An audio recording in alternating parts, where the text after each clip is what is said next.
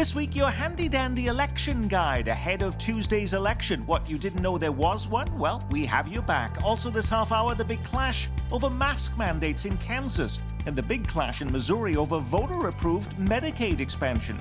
People in this state will die if we do not expand funding for Medicaid. This is the left's overindulgence in a Robin Hood complex of constantly trying to take from those who have earned to give away to those who have not. Plus, how is the vaccine rollout working out for you? I think that the way the vaccination program has been handled, it borders on criminal. Week in Review is made possible through the generous support of Dave and Jamie Cummings, Bob and Marlise Gorley, the Courtney S. Turner Charitable Trust, John H. Mize and Bank of America N.A. co-trustees, and by viewers like you. Thank you. Hello and welcome. I'm Nick Haynes, a bumper-sized panel this week for a bumper-sized week of news. Checking in with us on the big screen, Fox 4 News problem solver Linda Wager from KCMO Talk Radio, Pete Mundo, KCMO contributing reporter Lynn Horsley, and the editor of the Call newspaper, Eric Wesson. It's election day on Tuesday. During last November's presidential election, voter turnout topped 80% in some parts of our metro. How many people will show up for next Tuesday's local elections, Eric? If we get 8%, I will be really surprised. I'm going to say between 8 and 10% of registered voters, and it won't be very high in the Black community. We don't really engage that much in school board races. Even though the earnest tax is on there, I think most people think it's a done deal, so they don't see any reason to vote for it or against it. But Linda, this is actually the sort of building blocks of our democracy, these sort of school board and city council races and these local election issues. Yet most members of our crew here weren't even aware that there was an election. How can that be? Yeah, no, I know. It's very, besides that little card you get in the mail, it is there's not a lot of advertising. These are low budget races. And people aren't aware of it. Now, I should point out that if you live in Kansas, local election races were moved by state law to the November ballot, so you have nothing to decide next week.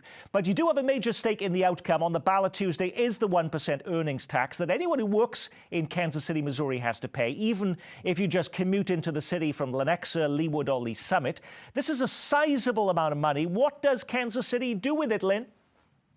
Well, this is a huge part of Kansas City's budget. It's about $270 million. It's goes for police and fire, ambulance, trash collection. There is a portion of the earnings tax that's earmarked for road maintenance. It's really basic services.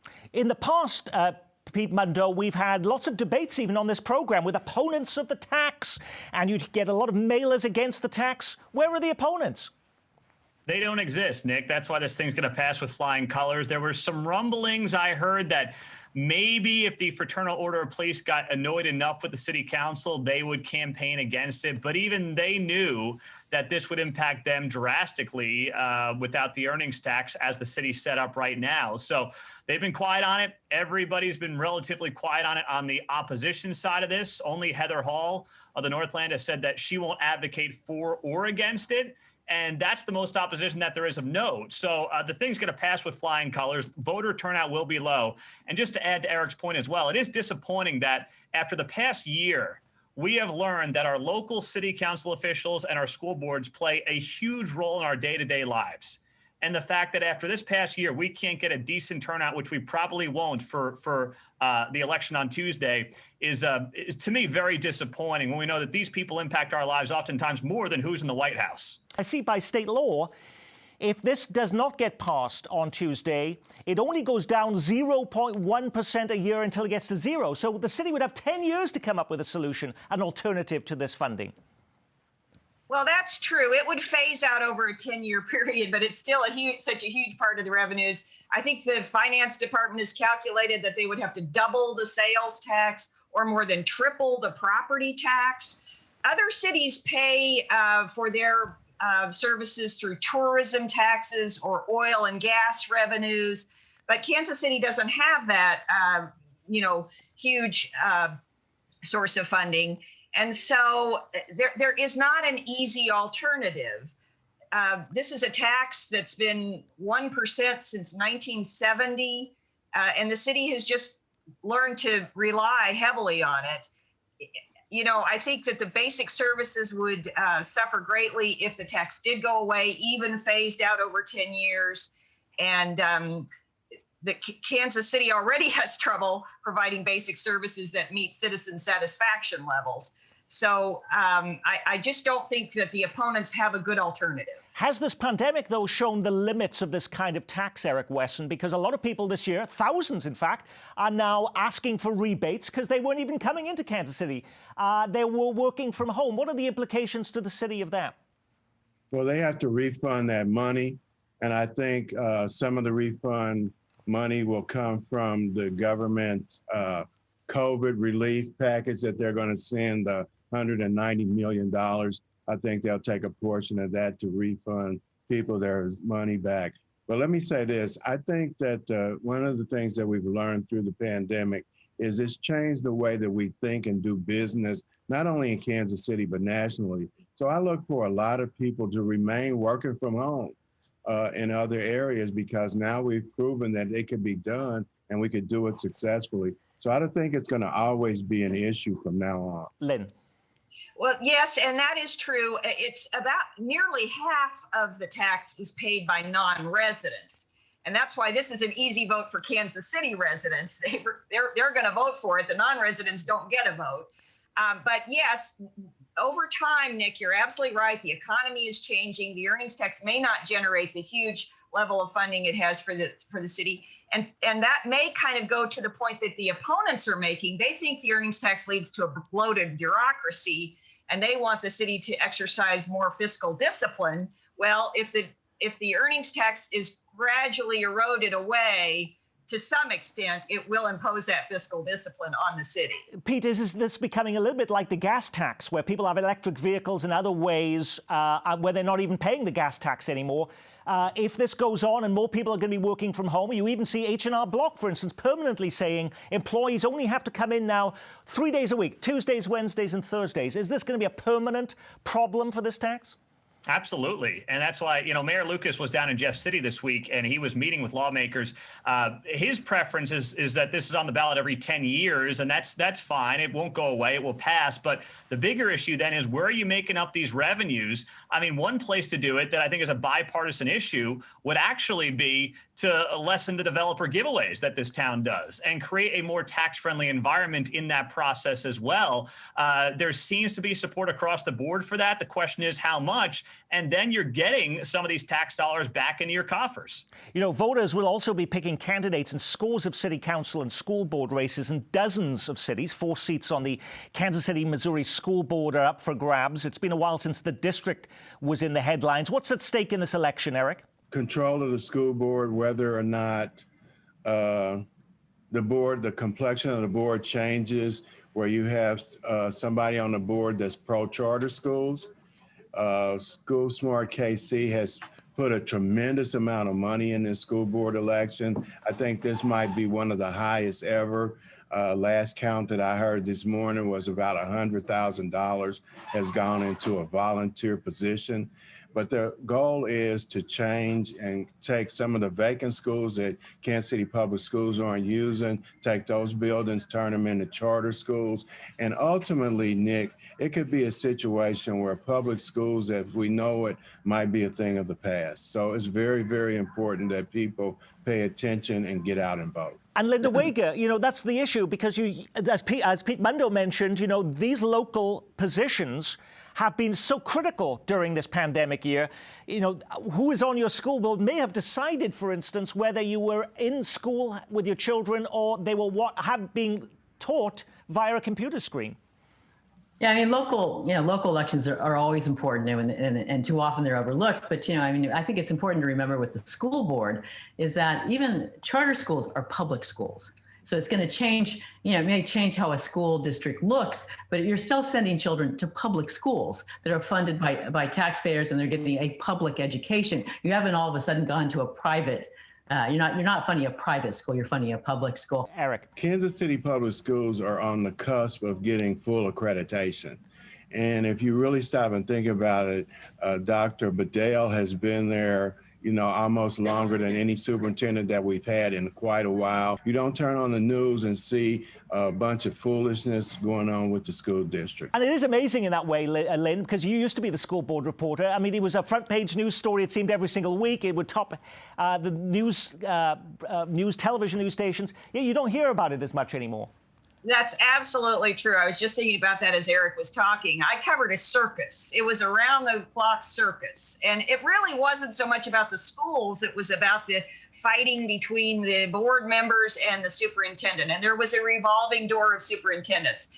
That has been a very refreshing development in recent years. A school board that appears to work well together. They appear to work well with the superintendent. There's been stability in the administrative ranks. And so as citizens consider their votes, that really might be something to keep in mind.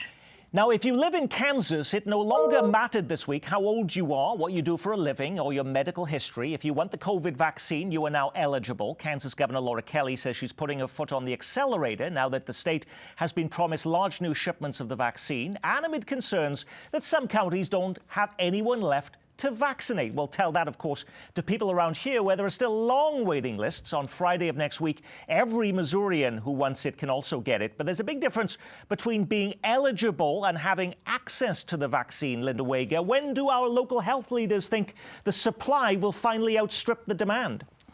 Yeah, I don't know when they think it will, but I know that there's a lot of frustration. I did a story just a couple of weeks ago about the people that were signed up for, with Missouri to get this vaccine, and they're being sent 2.5 hours away. 2.5 hours away. Kansas City's tried to respond to that by saying if you're over the age of, if you're 65 or older, you can call 311 and they'll try and connect you to where your closest vaccine is. But there's a lot of I don't know what they're doing at the state level, but they seem like they have an oversupply of vaccine in places down by Arkansas, parts of Missouri that border Arkansas, that they have a lot of vaccine in Sedalia, and yet they don't seem to have very much in Kansas City. Well, speaking of driving long distances to get the vaccine, did you see this week a Missouri man who drove 6 hours round trip to get his vaccine sent Governor Mike Parson a bill for all his mileage? To be honest, in my personal, humble layman's opinion, I think that the way the vaccination program has been handled, it borders on criminal. To hear Governor Parson say, we messed up. Oops. That was Missourian Michael Meredith submitting a $121 bill to the state for travel expenses. What happens if we all do that, Lynn Horsley? Well, I was just going to say there's a Twitter message that you can get now, Kansas City Vaccine Watch. But, they'll advertise you can go on and make an appointment at this Walgreens or at this grocery store. And then 6 minutes later, all the vaccine appointments are filled. So it shows that there's huge demand in the urban areas. But the issue there, though, also is the fact that you have to be really technically savvy, have a smartphone, be living on it, and have the time to do that, Eric Wesson, to be able to take advantage of this. Yeah, and most people in the urban core that are elderly don't have that. They don't have smartphones, they don't have computers. So for them to get in the process or get in the mix, most of the time they have to call 311. Nobody calls them back. Then they call Swope. Then they call Samuel Rogers. Then when the appointment time comes, what you have is a bunch of vials of the vaccine that nobody came and got because they went and got it somewhere else. So it's an ongoing issue here in the urban core. There have been studies, Pete Mundo, that say that states that have been more methodical, staggered the distribution of the vaccine to specific groups, have actually done a better job than those who are now just letting it be available to everyone so swiftly. So why is this happening? And certainly in Kansas, what was the push for Governor Laura Kelly to make this available so quickly? Was politics involved in that, in your estimation? Well, it was, Nick, because if you recall, places in the central part of Kansas, they were ready to move on to different phases. They had the supply available. They were ready to do it. And the governor said, hold on, no. We got to wait for the rest of the state to catch up. That got a lot of political blowback because it was seen to me, if you got the supply to move on, counties should be able to move on if they've got that supply sitting there. It might get a little messy, but the whole thing has been messy. Let's be honest. When you're factoring this thing based on who's essential, who's not, versus simply going down the food chain based on age, which to me would have made the most sense. And some states have done that and have had success doing that. It's going to be clunky. It has been clunky from the get-go. It seems like things are getting better. And I will note Missouri, about 60% of the vaccine distributions have been to the Kansas City and St. Louis regions. It seems to me you have an oversupply in some of the rural areas, and that might be more driven by demand in these parts of the state versus necessarily an oversupply. This week, Shawnee County, home of the city of Topeka, is now allowing businesses and churches to no longer require face masks. Last week, St. Joseph, Missouri voted to remove its mask mandate. So did Sedgwick County, home of the city of Wichita. This week, Governor Laura Kelly extending the statewide mask mandate. But does that make any difference? As we tape the show, Republican legislative leaders vowing to overturn it. If that happens, that means there's no longer a mask mandate in the state of Kansas, Linda? Yeah, I mean, you really wonder how this is going to impact people, the comfort level that people have in going out where people aren't wearing masks. And if you see numbers start going back up again, then you're going to see business drop off again for a lot of these businesses. So it seems counterintuitive. I heard an analogy. Someone was saying it's important not to spike the ball on the 5-yard line.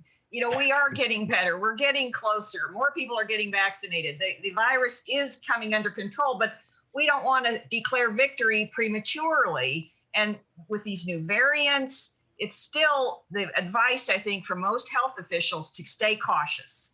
Hasn't the frustration for many people, though, Pete Mundo, been the fact that there's been a view that we've been changing the goalpost? It was flattening the curve to begin with. Then we wanted to make sure that we were protecting our healthcare workers and not overwhelming hospitals. And then when the vaccine became available, we could go back to normal. But none of those things are actually happening. Yeah, they're not. It seems to be, 2 weeks flatten the curve is now on week 56, give or take a week. And, we have, that doesn't mean that people necessarily should be reckless and everyone's allowed to choose what their comfort level is. But I will note we're about a month into reopening the states of Texas and Mississippi, who did drop their mask mandates, and they have seen cases and deaths go down, if not stay stable. So there's something to be said for people looking around the country and saying, all right, is it seasonal? Do we have those vaccines getting out at the pace we need them to get out at, where there's serious success going on? And, I'll note, too, it's opening day. We've got the baseball season getting underway, and I know a lot of people are looking forward to that, and some stadiums are going to be at least 50% full. So we'll just kind of see how that plays out and what that means going forward. Last year, Missouri voters approved expanding the state's Medicaid program to provide health care coverage to around 275,000 low-income residents. But a state lawmaker is about to scuttle the measure by refusing to fund it. People in this state will die if we do not expand funding for Medicaid. This is the left's overindulgence in a Robin Hood complex of constantly trying to take from those who have earned to give away to those who have not. So what are we to make of that? Is this a largely symbolic move, Linda Wager, or a concerted effort to undo the wishes of Missouri voters? They're saying it's a symbolic move, but and you really got to assume that there's going to be a court challenge if for some reason this goes forward, because I mean this is part of the Constitution. Now, the one statistic that always just amazes me: a mother with 2 children who works only 10 hours a week makes too much money to qualify for Medicaid in Missouri. The state of Maine a few years ago, Pete Mundo, also voted for Medicaid expansion. The governor there resisted it for many years until a new governor came in very recently and is now enacting it again. But what is the main objection here to funding it once the voters have said yes to this? Well, it's politics. There's no doubt about it. It's a disagreement with the voters on it. It's some, and maybe the wording of what was on the ballot at the time that some people claim they were possibly confused by. But the reality is the people spoke. I don't believe there's going to be a way around it. It would be a bad look for the Missouri GOP to continue to fight it, even if they have fair concerns about what the cost will ultimately be to the state, which is something that you've seen. A lot of these states are told the cost will be X. It is X plus a lot more after this gets implemented. But once again, I really don't see how they get around it. Lynn, it's interesting, we focus on the Missouri legislature, and there have been concerns about, Clean Missouri was passed, and then they tried to remove that with a different bill. And over the years, there was the puppy mill bill, and then they reversed that. But it happens in other places, too. And I remember at City Hall, Clay Chastain had a light rail plan back in 2006 that voters approved. And yet City Hall said, no, this is unfeasible. There's no money that was put in the plan to fund it, so we're going to reject it. We're not going to implement it. Is that the same thing? You are correct. Voters approved Clay Chastain's pipe dream of a light rail plan. It was hugely expensive. There were also legal challenges to implementing his plan. That was a one-man crusade. And the council did rather grudgingly look at how to implement it. And over time came to the conclusion that not only was it not financially feasible, but there were so many legal and regulatory hurdles. Now, with the case of Medicaid, this is, 37 other states have done this. This isn't a one-man crusade. This is something that many other states have done. And I agree with Pete. I think in this case, the burden is on the legislature to show that they're just not going to do it. I think they will face an uphill battle at the courts. Sometimes in the media, we want to create this sense of discord and outrage, Eric Wesson. But how will this play out? The governor of Missouri has already said he's wanting to implement this plan. After all of the loud noise and indignation, is this finally going to be approved? I believe it will, because this has been going on for, I know, probably about at least a decade. And so voters finally said, hey, pass it, let's get this over with and move on. And we're still at square one. And of course, Kansas still hasn't done that, of course, as one of those states that Lynn says hasn't introduced Medicaid expansion. As a former State House reporter, I understand any lawmaker can introduce a bill. It doesn't mean it's actually going anywhere. But in this week in which we marked Transgender Visibility Day in Kansas, a measure blocking transgender athletes from girls' sports is gaining momentum. The Kansas Senate recently approved the bill. It's now being debated in the Kansas House. The ACLU is threatening to sue the state if it's enacted. In other states where similar measures are being pursued, sports organizations like the NCAA are threatening boycotts. And of course, we still don't know what Governor Laura Kelly will do. Can I assume she will veto the bill, Pete? Yes. The question then is, are there the votes to override her veto, which there are pieces of legislation where there are enough votes to override potential bills that the governor may end up vetoing. I don't know in this case if there are. My hunch would be that there are. This seems to me like an issue in particular that would get overwhelming support, that Governor Kelly's veto would be overridden on this specific issue. You know, Missouri, by the way, is also tackling this issue. They are considering a constitutional amendment, Linda. If this were put on the ballot, what would be the prospects of passage of that?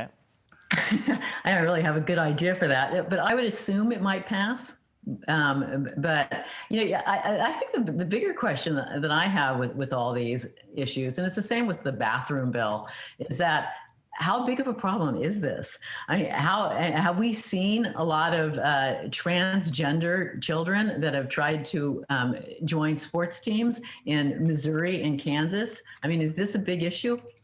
And kind of wonder, why is the focus on this issue when there are so many more compelling problems out there that we really should be dealing with? Let's not forget that President Biden did sign an executive order his first or second day in office that basically would, if you did not allow transgender girls to compete against girls in sports, you could potentially lose your federal funding. So that's where this all kind of picked up a lot of steam the last couple of months. There's no doubt there's a political angle to this as well that can be capitalized on by people on both sides of the aisle. But that's where it picked up steam on the Republican side of things. And that's what kind of started the snowball effect, which was this executive order.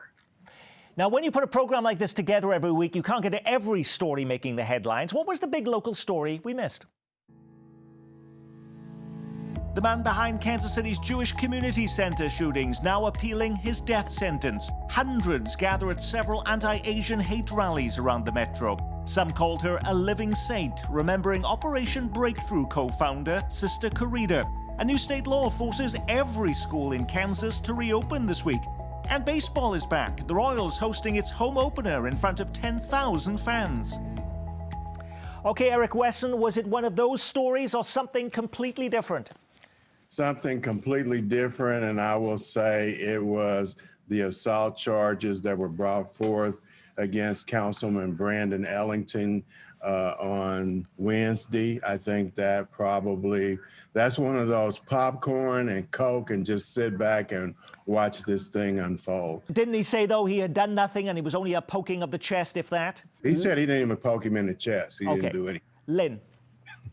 Well, we touched on this briefly, Nick, the importance of local elections. I live in the Northland, and there's very little coverage of the elections, but we've got important school board races up here, a health trustee race, hot and heavy. Nobody used to pay any attention to the Platte County Health Department, but now we sure do. The Parkville City Council has important races that could determine the development of a riverfront park where there's a fierce debate going on. Now you've said all of that, I'm predicting very large, long lines going to polling stations in the Northland, Lynn. So give an extra bit of time before preparing yourself to go to the ballot box on Tuesday. Linda Wager. I have a great admiration to anybody who would tackle a lot of these jobs because I just the enormous amount of headache that's involved and the pushback that you get from the public. So, hats off to anybody who's running. That is a great point. I happened to be at a restaurant and I ran into Lee Barnes on the city council. And I said, thank you for your service as part of that conversation. His wife just looked at me, what service? Okay. So, you get it in all directions when you're in elected office. And Pete Mundo. Let's talk about the fact that baseball is back opening day this past week. And, we didn't have it last year, obviously, and 10,000 people going to be at the K in April. That number will hopefully go up as the season goes on. And I'll take the over on the 72 wins as well. And on that, we will say our week has been reviewed. Thank you, Linda Wager from Fox 4 News, Eric Wesson from The Call, KCUR contributing reporter Lynn Horsley, and 6 to 10 weekdays on KCMO Talk Radio, Pete Mundo. And I'm Nick Haynes. From all of us here at Kansas City PBS, keep calm and carry on.